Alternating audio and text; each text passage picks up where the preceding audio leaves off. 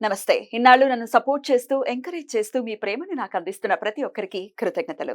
అలాగే ఈ వీడియో కూడా ఖచ్చితంగా మీకు ఉపయోగపడుతుంది. లైక్, షేర్ అండ్ సబ్స్క్రైబ్ చేసి మీ సపోర్ట్‌ని నాకు అందించండి. అలాగే ఈ వీడియో పట్ల మీకున్న అభిప్రాయాన్ని కామెంట్ సెక్షన్‌లో కామెంట్ చేసి తెలియజేయండి.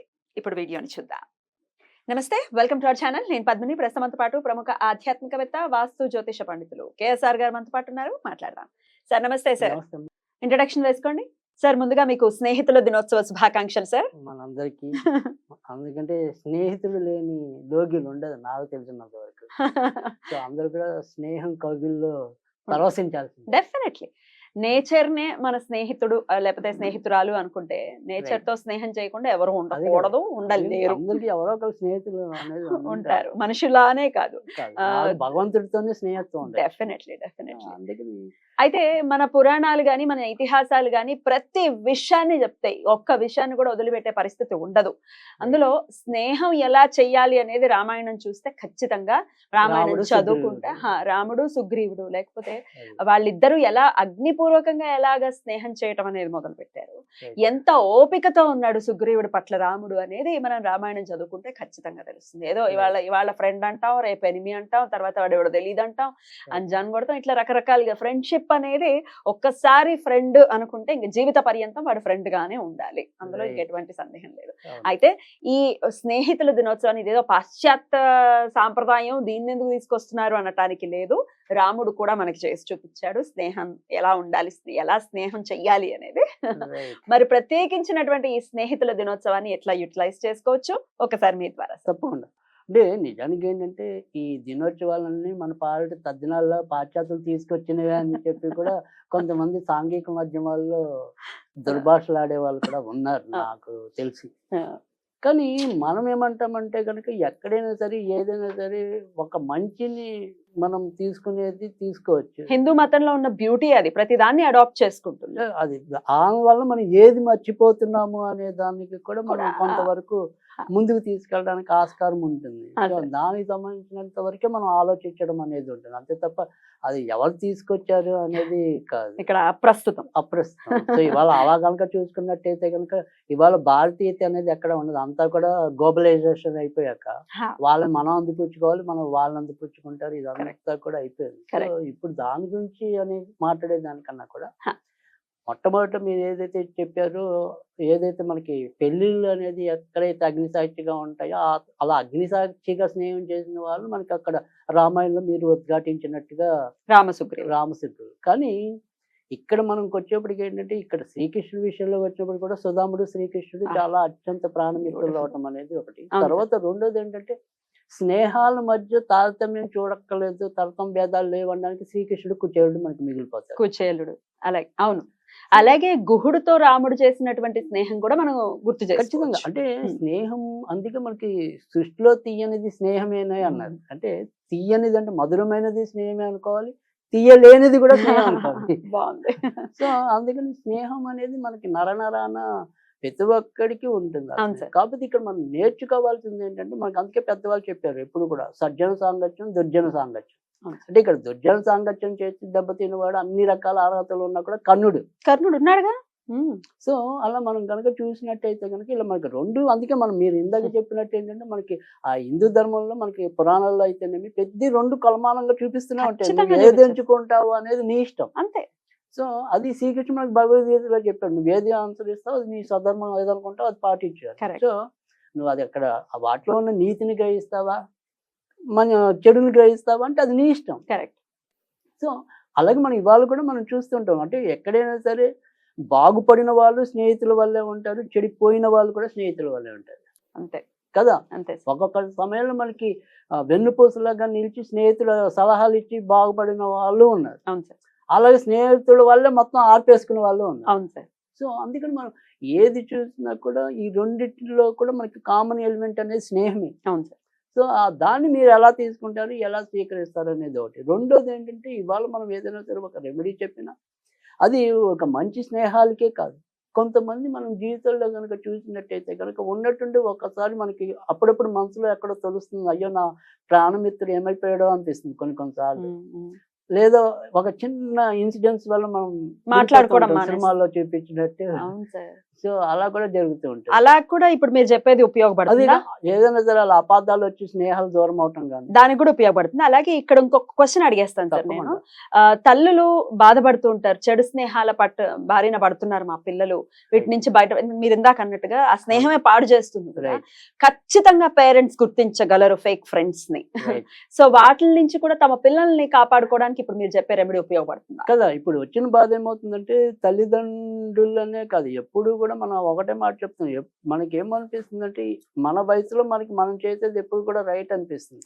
సో ఇదే ఇవాళ మన పిల్లలు ఏ తప్పు చేస్తారు, కొన్నేళ్ల కింద మనం కూడా చేసి ఉండొచ్చు ఆ తప్పు. అంటే అందుకే అనుభవపూర్వకంగా చెప్తారు. అందుకే కానీ ఇక్కడ వచ్చిన బాధ ఏంటంటే వీళ్ళకి అది అర్థం కాదు. అప్పుడు మనం ఏ రకమైన ఒక వేడిలో ఉన్నాము, ఉడుకునెత్తుల్లో ఉన్నాము, అదే రకమైన ఉడుకత్వం అనేది వీళ్ళకి పిల్లలకి ఉంటుంది. కానీ మన బాధ ఏంటంటే నేను ఇలా చేసే కదా దెబ్బ తిన్నాను, మా పిల్లలు ఎందుకు చెయ్యాలి, ఇప్పుడు నాకు ఇంత జుట్టుగా దిగ్గం దొరికితే ఉపయోగం ఉంది.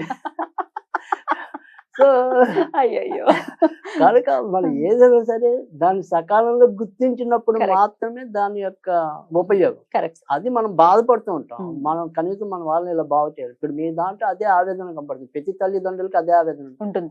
కానీ వీళ్ళు ఏంటంటే ఒక మాట వినరు. వినడానికి ఇప్పుడు మరి మీరు చెప్పేది అందుకోసం ఇప్పుడు వాళ్ళని మనం ఈ స్నేహితులు దినోత్సవాన్ని ఎందుకు ఆ వంకతో మనం స్నేహితులు బాగు చేయాలి అనేది సంకల్పం. అంతేకాని ఏదో చేసేసుకున్నాం దినోత్సవం అయిపోయింది హాయ్ అనుకోవటం కాదు కదా. ఓ బ్యాండ్లు కట్టేయటం కాదు కదా. కొద్దిగా మనం బ్యాండేజ్ ఒకళ్ళొకళ్ళు మధ్య ఉండే బాండేజ్ అది కూడా మనకి ఇంపార్టెంట్ కదా. సో దాన్ని మనం ఆలోచిస్తున్నాం ఎంతసేపు. సో అందుకని ఇవాళ మనం చెప్పే రెమెడీ కూడా అంటే ఏదైనా సరే రెండు మనం మొదటి నుంచి చూస్తుంటాం. ఒకటి స్విచ్ వర్డ్ అనుకుంటే స్విచ్ వర్డ్ అంటాం. తర్వాత రెండోది వచ్చేప్పటికి మామూలుగా ఎలాగ ఉంటుంది సంప్రదాయ సిద్ధంగా. సో దీనికి మనం చేయాల్సింది ఏంటంటే కనుక ఫస్ట్ సంప్రదాయ సిద్ధంలో శ్రీకృష్ణుడి మంత్రమే ఉంది చక్కడిది. సో అది దాన్ని మనం ఈరోజు మొదలెట్టి, సో అది ఎప్పుడు కూడా సంకేతం అది అదే ఉంటుంది. సో 40 రోజులు 60 రోజులు అది సరే. ఇవాళ స్నేహితుల దినోత్సవం అనేది మనం వచ్చింది కాబట్టి దాన్ని తీసుకుని ఈ రోజు నుంచి ప్రారంభిద్దాం అనేది. ఎందుకంటే ఇవాళ ఎందుకు ఇవాళ ఉపయోగించుకోవటం అనేది అంటే కనుక ఇవాళ ఆదివారం అనేది సూర్యుడు 3వ తారీఖు ఆదివారం వస్తుంది కదా. 6వ తారీఖు అనేది సూర్యుడికి సంబంధించిన వారం, అంటే రోజు ఆదివారం అనేది దానికి వారానికి అధిపతి ఎవరు? సూర్యుడు. కానీ ఇవాళ ఏదైతే మనకి సూర్యోదయమైన కొద్ది నిమిషాల నుంచే మనకి ఎవరు వస్తారు? అనురాధ నక్షత్రం శని. కానీ వీళ్ళిద్దరూ పరస్పర వ్యతిరేక గ్రహాలు, కానీ తండ్రి కొడుకులు కదా. అలాగే స్నేహంలో కూడా మనందరికి భిన్నత్వాలు ఉంటాయి, కానీ మనంతా కూడా ఏకసూత్రంగా వెళ్ళిపోతూ ఉంటాం. కరెక్ట్. అంటే మీరు నవ్వితే బాగుంటుంది అనుకుంటా, నేను నవ్వకపోతే బాగుంటుంది మీరు అనుకోవచ్చు. కానీ పర్సెప్షన్స్ వాళ్ళవి, కానీ కలుసుకుని వెళ్ళిపోతాం అలా. Correct correct. అంటే కొన్ని స్నేహితుల్లో ఎలాంటి గుణాలు ఉన్నా కూడా మనం క్షమించడం అనేది మన ఔదార్యం, అదే స్నేహానికి తొలిమెట్టు.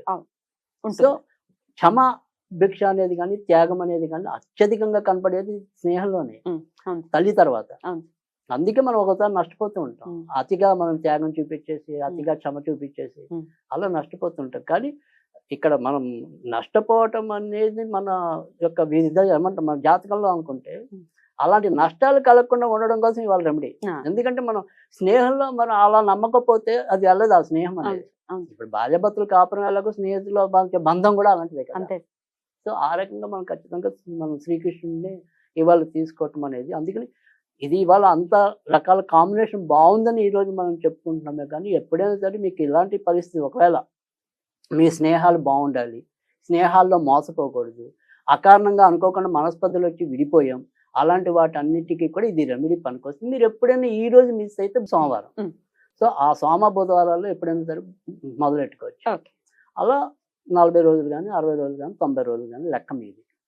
ఇది ఏం చేయాలంటే కనుక ఓం హ్రీం హకారం, ఓం హ్రీం హ్రీం క్లీం క్లీం క్లౌం క్లౌం కృష్ణాయ కృష్ణాయ స్నేహస్వరూపాయ నమః, స్నేహస్వరూపాయ నమః. ఎందుకంటే రాధాకృష్ణులు కూడా స్నేహితులుగానే చెప్తారు ఎక్కువ మంది. సో అది కూడా మనం అందుకని స్నేహస్వరూపుడు ఆయన, అందుకని ఆయనే స్నేహంగా నిర్వచనంగా తీసుకుంటాం. ఈ నామాన్ని చేసుకోవచ్చు. తర్వాత దీనికి switch word, switch word violet water అని ఓ వైలెట్ వాటర్. చాలా మంచి, మీరు వైలెట్ అదే. So violet water. హా. సో ఇది చాలా అద్భుతమైన స్విచ్ వర్డ్. స్నేహాలకి అది అన్ని రకాల బాండేజ్ కూడా పిల్లలు కూడా ఒకవేళ చెడు స్నేహాల్లోకి వెళ్తున్నారంటే ఆ తల్లులు మధ్యలోనే కూడా తొందరలోనే మళ్ళీ వేరే దారి మళ్ళించడం అనేది మంచి తల్లులు దారి. చేసుకోవచ్చు కదా సార్ వైలెట్ ఖచ్చితంగా వాటర్. తల్లులు చేసుకోవచ్చు. ఆ రకంగా చేసినట్టయితే చాలా మంచి ఫలితాలు వస్తాయి. అద్భుతం సార్. ఏం చెప్తాము స్నేహితుల దినోత్సవం మీరు అన్నప్పుడు డెఫినెట్ గా రామాయణకి సంబంధించి అది ఐడియా వచ్చింది, కానీ దీంట్లో ఇంత సబ్జెక్ట్ ఉంది. డెఫినెట్ గా మీరు చెప్పిన తర్వాత అనిపించింది కరెక్ట్ గా చేసాము ఈ వీడియో అని. చాలా బ్యూటిఫుల్ వీడియో అని అనిపించారు. స్నేహితులు లేకుండా అసలు ఏ రోజు ఏ కొంప తెల్లారుతుంది చెప్పండి. భర్త లేకపోయినా ఎదురింటి స్నేహితురాలు ఏముందో, ఏం కట్టిందో, ఇవాళ ఏం పెడుతుందో అనేది ఆలోచిస్తున్నాను. సో స్నేహితులు లేని రోజులు ఉండటం అనేది చాలా కష్టం. కష్టం. అద్భుతం సార్, చాలా బ్యూటిఫుల్ గా ఎక్స్ప్లెయిన్ చేశారు. కృతజ్ఞతలు సార్. Thank you. నమస్తే.